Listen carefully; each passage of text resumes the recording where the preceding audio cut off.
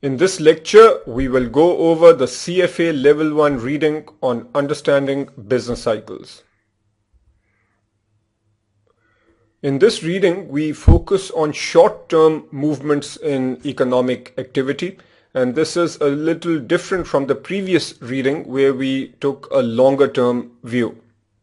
Specifically in this reading, we will talk about the business cycle and how labor, equipment utilization, and other variables change with the business cycle. We'll talk about different theories which explain the business cycle. We'll talk about unemployment and inflation and specifically how these variables change with the business cycle. And finally, we will cover economic indicators. Let's start with a definition of the business cycle, and this definition has been taken straight from the curriculum.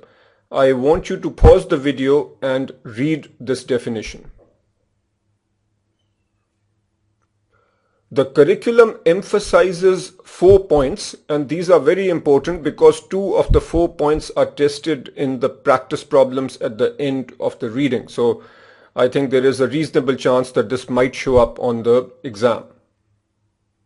The first point is that business cycles typically happen in economies where we have business enterprises or private enterprises. So there are lots of companies, private companies that are producing goods and services, and households are working for those private goods, and households provide the labor for those businesses. So that's point number 1. Point number 2 has to do with the fact that we have cycles. So we have cycles of expansion, and these cycles of expansion are followed by recessions.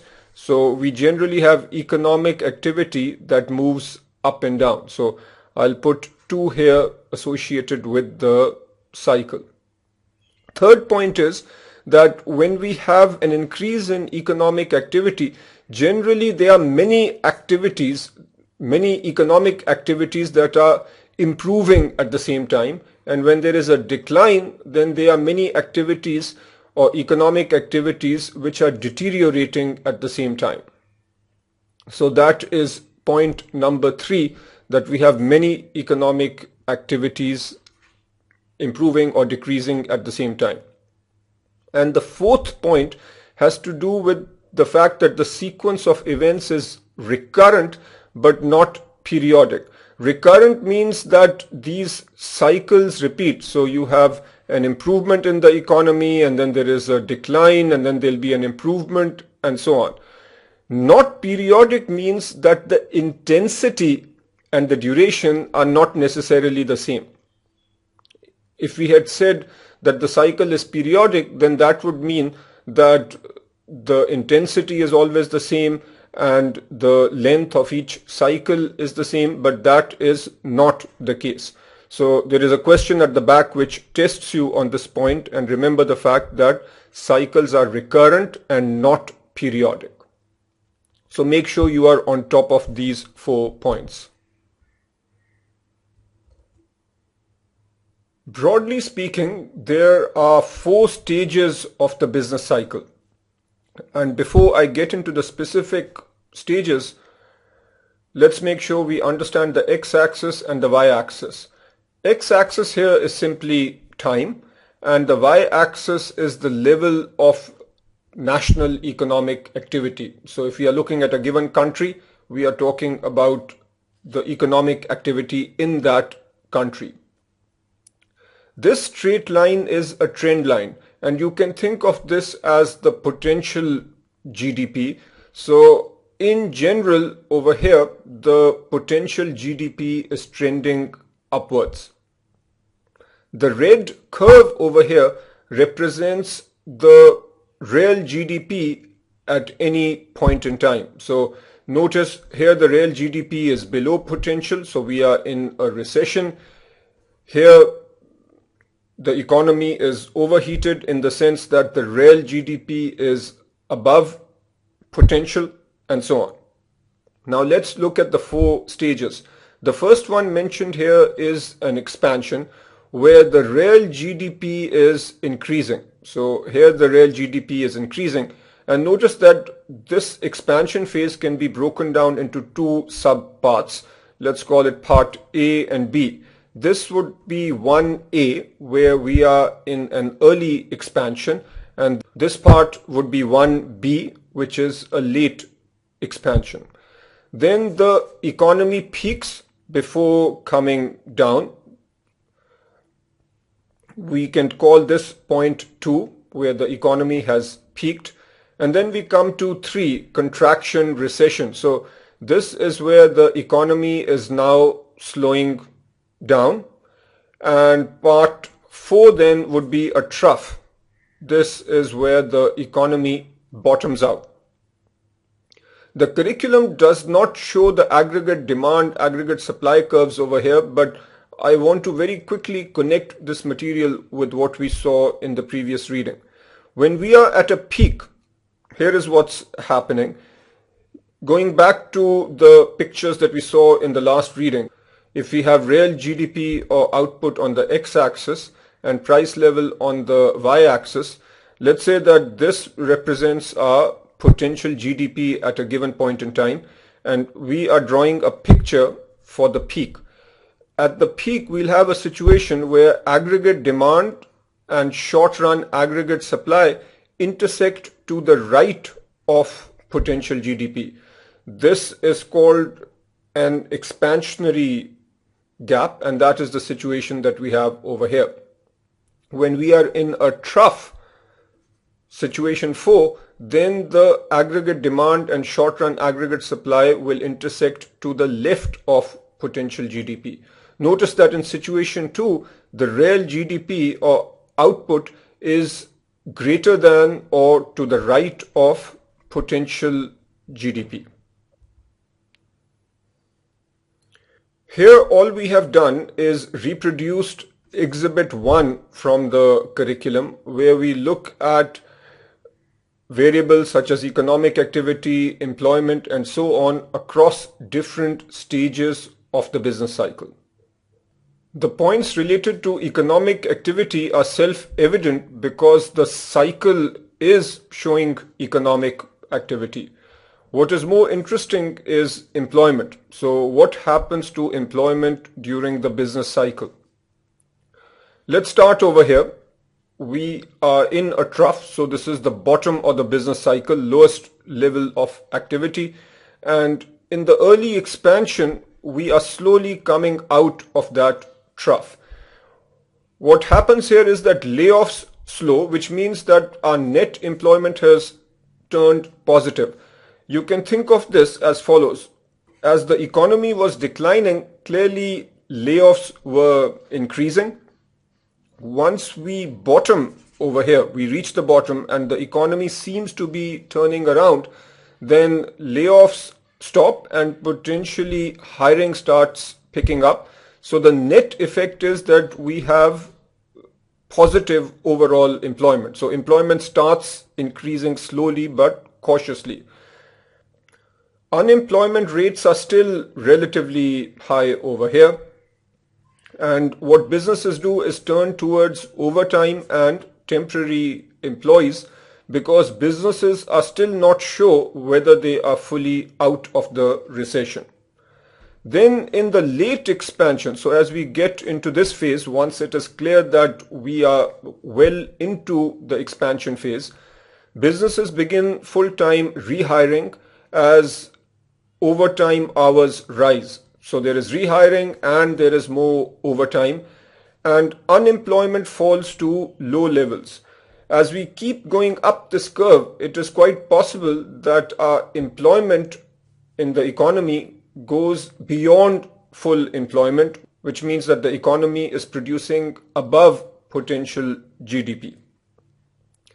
And then the economy reaches a peak, or we should say the economic activity reaches a peak. Here, business slows its rate of hiring. However, unemployment rate continues to fall. You can think of it as a momentum effect. Businesses are still hiring over here.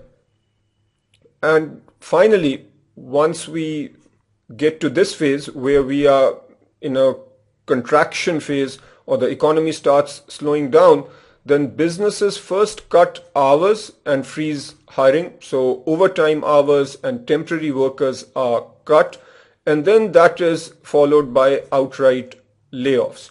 And slowly the unemployment rate begins to rise. Let's see if you can answer this question now. At what stage of the cycle is labor productivity likely to be the highest? And this also connects with the previous reading. Labor productivity is output divided by the total amount of labor, let's say in terms of aggregate hours. This might seem a little bit counterintuitive, but this number is the highest when we are here in a trough. And the reason is, when we are in a trough, the labor or the quantity of labor is significantly low. Output is also low because we are at the bottom of an economic or a business cycle, but it is not as low or not that low compared to labor. So overall, this ratio tends to be relatively high when we are in a trough. So remember this fact, it is somewhat testable. Continuing with the business cycle characteristics, this is the bottom part of Exhibit 1. I want you to read the material on the slide. It is fairly self-evident, but I will emphasize a couple of points here. Upturn often most pronounced in housing, durable consumer items, and orders for light producer equipment. Why is this the case? If you think about it, during a recession, as the economy is slowing down, consumers generally will avoid buying new houses because they are not sure whether they will still have their job or not. They will also avoid durable consumer items. So if they are thinking of buying a new car, for example, they will hold off on that and try to extend the life of their existing car. But once the economy turns around and people are a little more confident, then here in the early expansion, housing picks up, people start thinking about buying houses and actually start buying houses. Maybe people start buying new cars. So there is a marked turnaround over here. From a business perspective, orders for light producer equipment also start going up because in this phase, the business outlook was bleak. So companies actually stopped all sorts of orders, even small orders and big orders. But as the economy turns around, then orders for light equipment start picking up. The rest of the content here, as I said earlier, is fairly self-evident, so make sure you read it. Also, I want you to read example 1 very carefully. This gives you some information, and then there are 2 MCQ type questions. The most important point here is that a commonly used definition of a recession is when we have 2 consecutive quarters of negative real GDP growth. But as the example points out, there are issues with that definition. So you can read the example to understand the issues, but just recognize the fact that a commonly used definition is 2 consecutive quarters of negative real GDP growth. Another interesting question from an investment manager perspective is where to invest during different stages of the business cycle. As you might imagine, this is a very practical question. The curriculum does give us some indications of what to do, but this is not explicitly a learning objective. So I'll just cover this briefly and then move on. In this section, we'll talk about resource use through the business cycle. The high-level point is that economic fluctuations impact all these variables, and these variables impact the economic fluctuations. So, for example, if there is an economic downturn, that will cause capital spending to go down or to slow down, and reduction in investments, reduction in capital spending will have an impact on the economic situation or the economic activity. And similarly, we can see with consumer behavior, for example, if the economy is slowing down, obviously the consumer demand will come down. If consumer demand comes down, then that itself has a negative impact on the economic activity. We'll discuss these items in more detail over subsequent slides. Let's take a very basic scenario over here. When there is an economic downturn, aggregate demand shifts down or to the left. So let's draw some graphs over here. Going back to the material we saw in the previous reading, price level on the y-axis, real GDP or output on the x-axis. Let's say we have a situation initially where the real GDP is to the right of potential GDP. If there is an economic downturn for whatever reason, perhaps we have tighter monetary policy, then aggregate demand will shift to the left or shift down. When this starts happening, then inventories will begin to accumulate. Since demand is low, but companies initially are still producing at the same rate, so inventories will build up. As inventories build up, then companies will slow down production because companies don't like the fact that inventory levels are going up. When production slows down, then there is lower utilization of equipment and we have idling workers. Initially, companies will not lay off workers, they will simply cut back on overtime.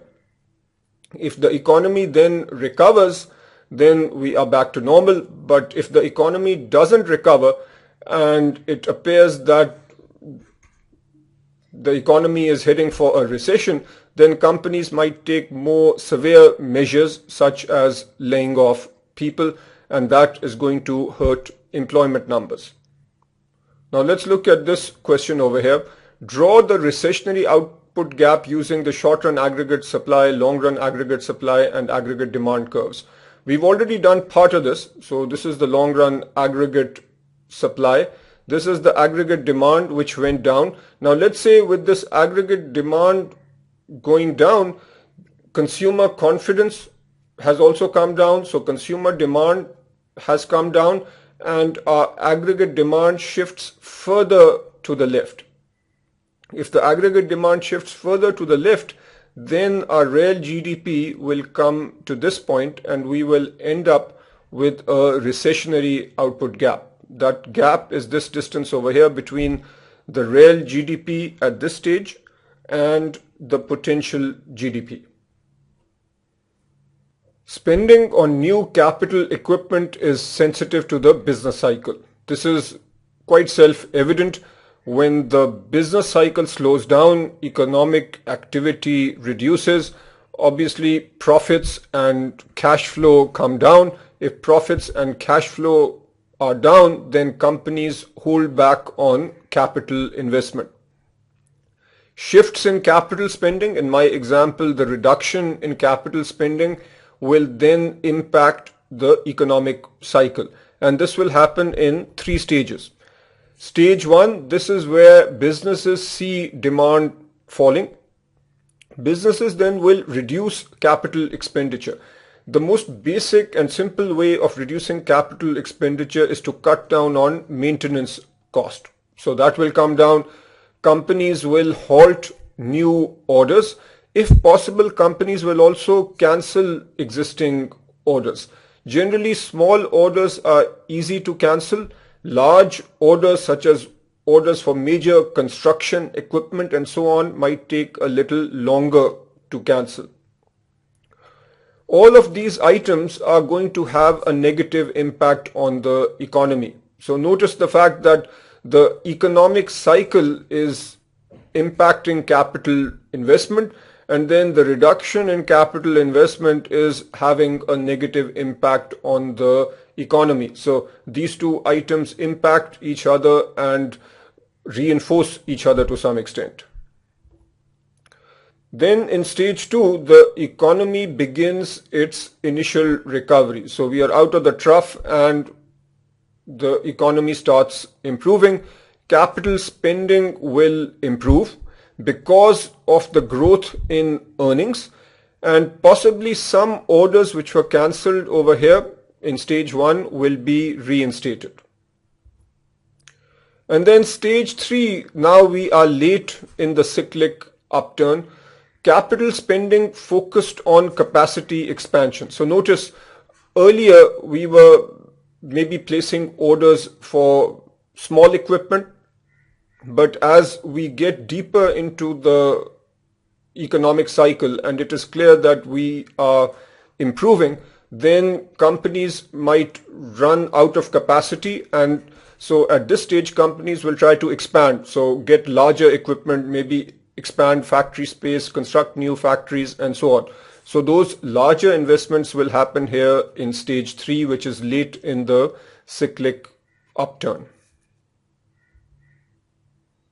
As an analyst, you might wonder, what indicator do we look at to determine the level of capital spending? And the indicator that we look at most often is orders for capital equipment. When these orders are going up, that means that companies are spending more money or plan to spend more money on physical capital. Now do example 2 from the curriculum. This has 2 MCQ type questions. The first one requires common sense. We've not explicitly talked about the subject matter, but you should be able to figure it out. And question 2 is straightforward. We have talked about the content of question number 2 on this slide. Fluctuations in inventory levels.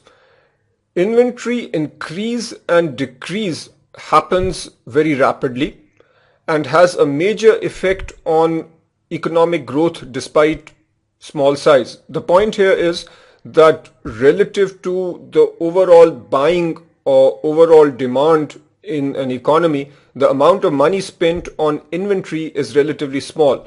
But changes in inventory have a substantial effect, and we will see why. An important ratio to look at is this one right here, inventory divided by sales. And we will look at how this ratio changes over multiple stages. Let's say stage 1 is where we are at the top of our economic cycle. At this point, sales begin to come down. So if you look at your inventory to sales ratio, we are saying that sales are beginning to come down, but companies are still producing. And if they are producing, because it takes a while to cut back on production, inventory levels will keep going up. So notice what happens to this ratio. Denominator down, numerator up. So overall, the inventory to sales ratio will go up. But then eventually, as inventory levels go up, companies will cut back on production to reduce inventory. There will be layoffs and there will be cancelled orders, and this will probably exaggerate the downturn. Then in stage 2, our production rate is less than the sales rate. The way you can think of this is companies have built up large inventory, so obviously they want to slow the production rate down. As the production rate comes down, the inventory to sales ratio will fall. So you can think now in this stage, the inventory numbers start coming down quite fast, so the ratio will come down. Once inventory to sales is at a normal level, then the production is increased, even though sales might still not be up. And then stage 3, this is where sales begin their cyclic upturn. Initially, production does not keep pace with sales, so our sales numbers start going up, which means that overall this ratio will initially come down. Then there will be a surge in production, and there will be a turn in hiring patterns, which means that now more people will be hired. From a testability perspective, it is important to understand how the inventory to sales ratio changes across these three stages. Before moving to the next slide, I also want to emphasize that inventory increase and decrease happens very rapidly. The curriculum also uses the terminology that inventory moves up and down forcefully, and that has a major impact on economic growth. Now I want you to do example 3, which consists of a few MCQ type questions based on the material that we have seen on this slide. We now come to consumer behavior. This is important because in developed countries, this tends to be the largest sector of the economy. In the United States, for example, the consumer sector represents 70% of the overall economy. Patterns of household consumption determine overall economic direction of the economy more than any other sector. A major indicator of household consumption is retail sales, and you will notice therefore that analysts watch the retail sales numbers very carefully. From a testability perspective, it is important to note that many analysts make a distinction between durable goods, non-durable goods, and services. The demand for durable goods tends to be much more sensitive to the business cycle relative to the demand for non-durable goods and services. A classic example of a durable good would be a car, and as I mentioned earlier, if the economy is heading downwards, so consumers are not too confident about their income in the future, they are likely to hold back on the purchase of durable goods such as cars, whereas non-durable goods such as food items, there the consumption will remain. Also, the demand for basic services will not be as sensitive to the business cycle as the demand for durable goods. So that's why durables are more sensitive to the economic cycle. Analysts also look for growth in income because a higher income would indicate higher consumption, which would indicate that the aggregate demand curve would be shifting to the right. But many analysts focus on what's called permanent income. The way you can think of this is as follows. Overall income can be broken into a component called permanent income and temporary income. Permanent income is the income that consumers are confident of. So people are pretty sure that in the foreseeable future they will continue to earn a certain amount. That is permanent income. And then temporary income might be income that they get because stock prices are up or dividends are up, and by definition this is temporary.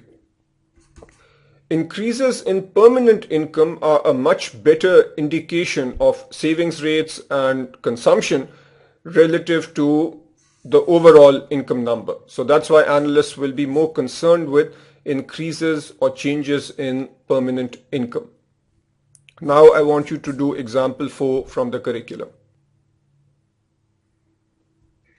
The housing sector is a smaller part of the overall economy compared with consumer spending, but can move up and down very quickly. This is somewhat comparable to durable goods. The way you can think of this is as follows. If consumers have a negative outlook on the economy, then the demand for housing can slow down very fast. And since the demand for housing can either increase or decrease very rapidly, this sector can count more in the overall economic movements than the sector's relatively small size might suggest.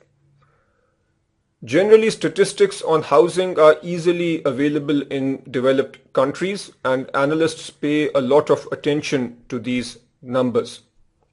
As you might imagine, most people in the developed world buy houses on mortgage. Therefore, the housing sector is very sensitive to interest rates. When interest rates are down, then demand for housing tends to be up. The curriculum makes a point that the housing sector might follow its own internal cycle. As I just mentioned, when interest rates are low, that's a benefit. Let's say that overall housing prices are low for some reason relative to income, then the combined effect of low interest rates and relatively low housing cost might increase the demand for housing.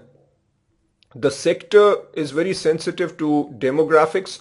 If a lot of people are moving into a given region, then demand will go up.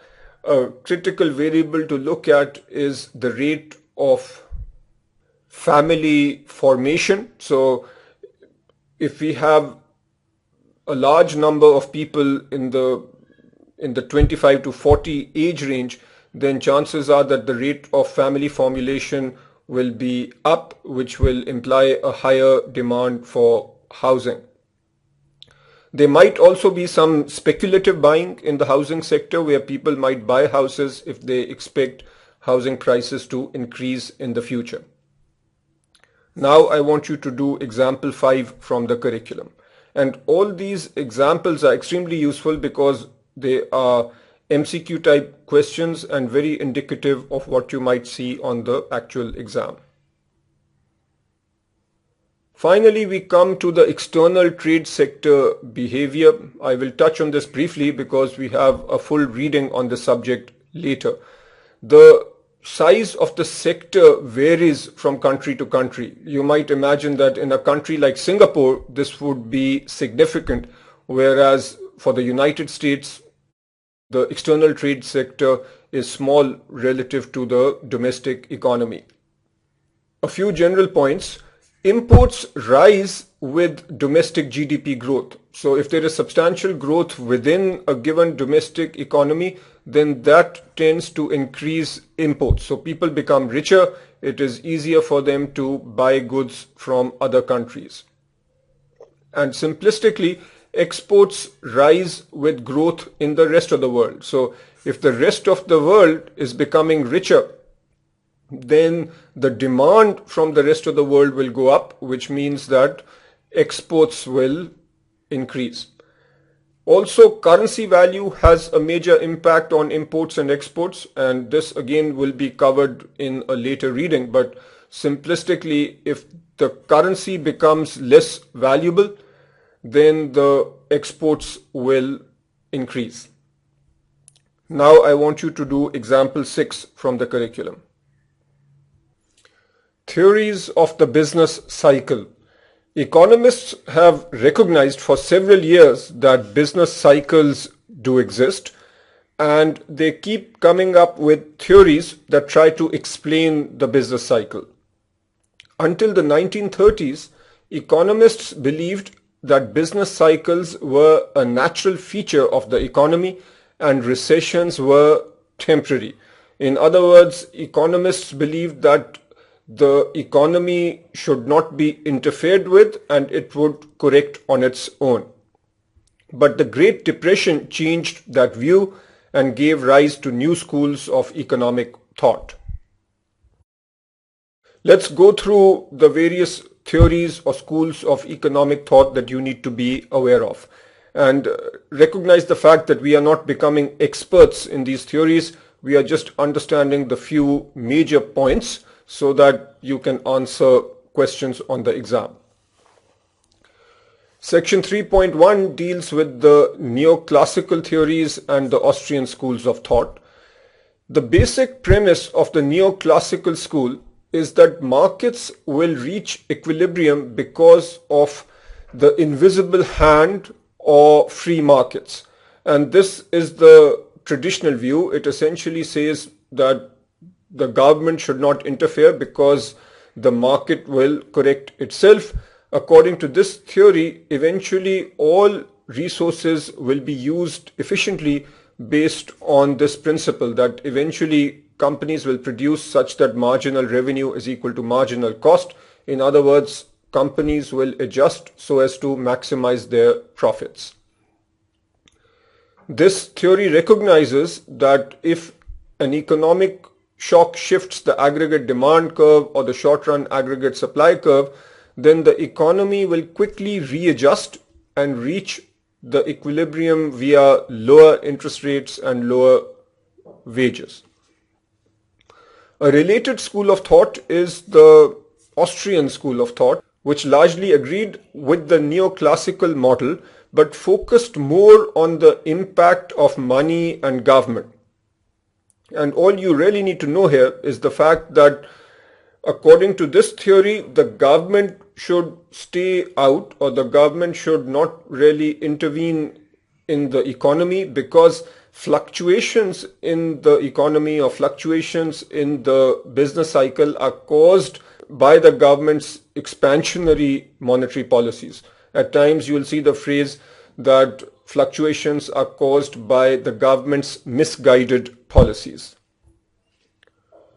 Next we come to section 3.2, which deals with the Keynesian theory and then the monetarist theory. First, let's talk about the Keynesian school of thought.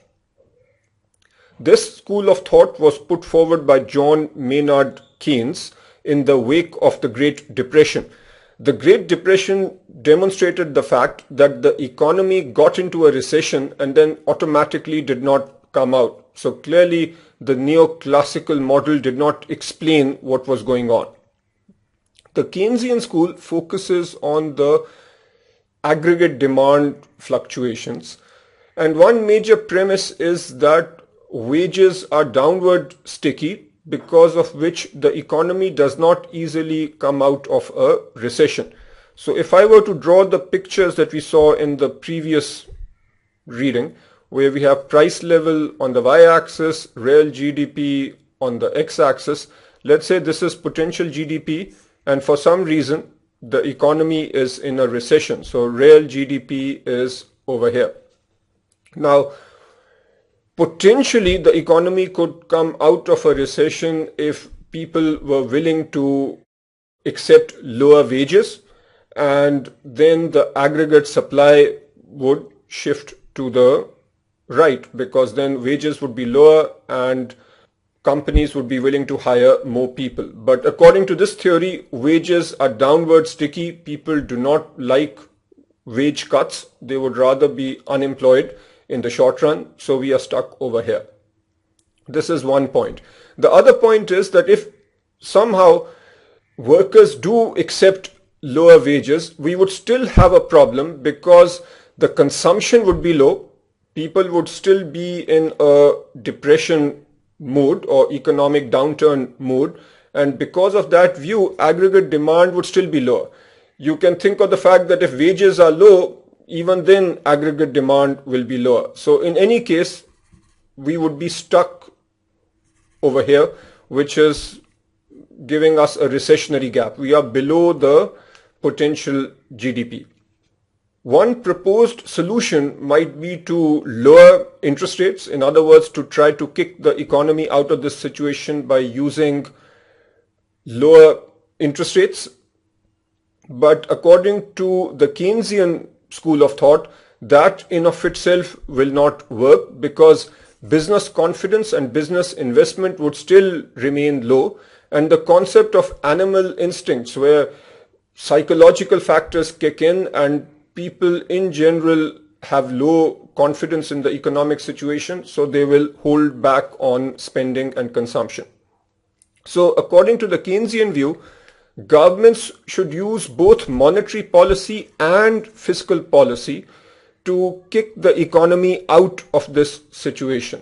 And what the government should try to do, according to the Keynesians, is keep capital and labor employed, even if this means a large fiscal deficit. Keynes agreed with the neoclassical and Austrian schools about economy being self-correcting. But the major distinction is that according to John Maynard Keynes, this takes a very long time. And he famously mentioned at some point that in the long run, we are all dead. The implication being that it's not worth creating so much suffering. We need to use all the tools at our disposal to try to get ourselves out of a recessionary trap. Now I want you to do example 7 from the curriculum. Note that this example is essentially a reading exercise, so it is less important compared to other examples where we have actual MCQ questions. Next we come to the monetarist school. The monetarist school objected to Keynesian intervention for 4 reasons, and you need to know these 4 reasons. First of all, the Keynesian model does not recognize the importance of money supply. Second issue is that the Keynesian model lacks complete representation of utility maximizing agents. And we'll see this concept again later. By utility maximizing agents or representation of these agents, what we mean is the following. The major agents in the economy are households and firms. And as we studied in microeconomics, households will operate under a budget and households will try to maximize their utility. Firms try to maximize profits, and these aspects impact the overall economy. The Keynesian model does not take these facts into account or does not give enough representation to these facts. The Keynesian model fails to consider the long-term costs of government intervention. So the Keynesian model recognizes the fact that there will be a fiscal deficit if the government is using fiscal policy, either reducing taxes or increasing spending. Clearly that will create a deficit. In the long run, that deficit can have a detrimental effect, but the Keynesian model does not think about that. And finally, the timing of the government's economic policy response is uncertain. So if the policy response involves increased spending and lower taxes, by the time that policy has an impact on the real economy, the economy might be out of the recession anyway. So the policy then might actually have a negative impact on the economy. It might cause the economy to be overheated and cause inflation to be out of control. So monetarists say that these are the 4 issues with the Keynesian school of thought. So what then do the monetarists say? First of all, they say that the policy, especially monetary policy, should be clear and consistent. And there should be a limited role of the government. So there should be limited fiscal policy. As far as the monetary policy is concerned, we should have a situation where the money supply is kept steady and at a predictable rate. As we will see in the next reading, the intent is to keep money supply in line with potential GDP growth. This school of thought recognizes that business cycles occur because of exogenous shocks. For example, changes in technology, changes in cost structures, and maybe because of government intervention. So what is suggested is that the government should let the aggregate demand and aggregate supply find its own equilibrium rather than risking further economic fluctuation. The new classical school. New classical macroeconomic models emphasize that economic agents should be represented with a utility function and a budget constraint. And this is material that we saw in microeconomics, and I just alluded to this matter. Whenever you see this term new, that means that we need to consider the microeconomic fundamentals when coming up with macroeconomic models. And by microeconomic fundamentals, we mean the fact that households are looking to maximize utility, households are operating under constraints, companies or firms are trying to maximize profits, and so on. For simplicity, we assume that all agents are roughly alike. Under new classical macroeconomic models, we have two flavors: models without money and models with money. The major model without money is the real business cycle theory, because this is concerned with the real economic variables in an economy. That's why it's called the real business cycle theory.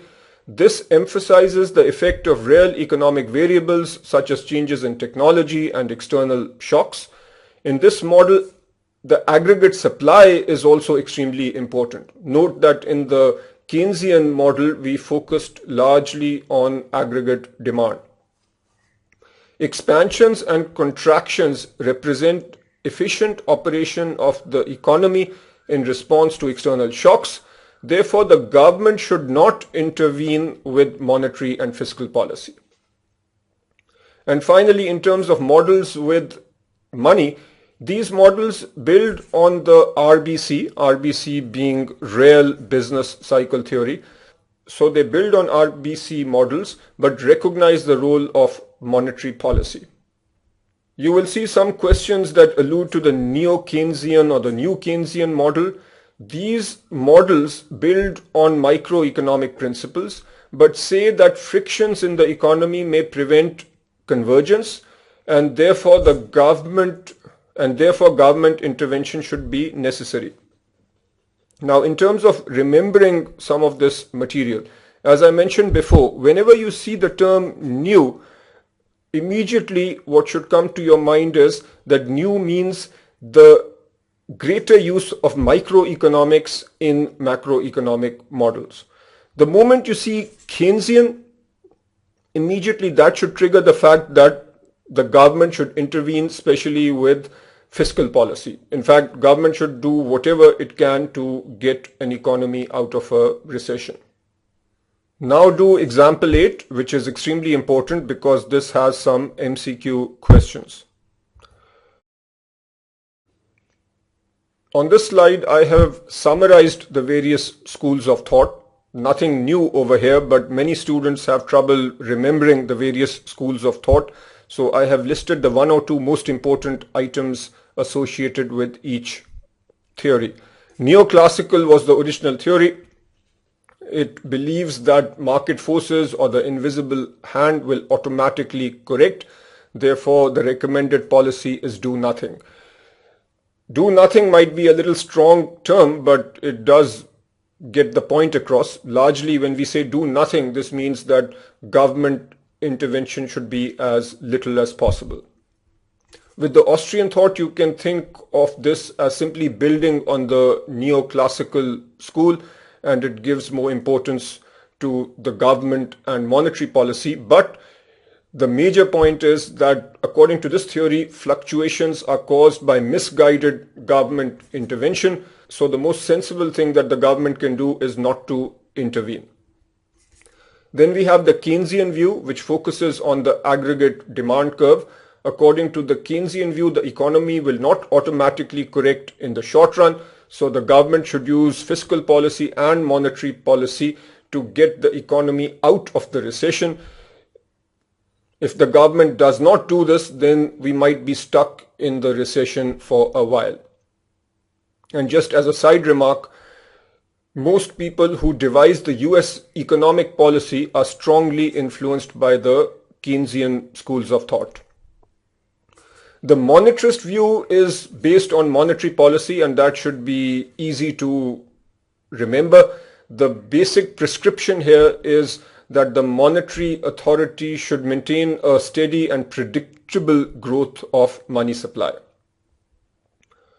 Under new classical models, the most important one that you need to be aware of is the RBC model. And according to this, expansions and contractions represent efficient operation of the economy in response to external shocks. And the best thing for the government to do is nothing, or more generally, the government should minimize its intervention. Now I want you to read example 9 from the curriculum. It doesn't exactly relate to what we are talking about, so I'm not sure why the curriculum has this particular example over here, but it's a very short read and it is useful in general.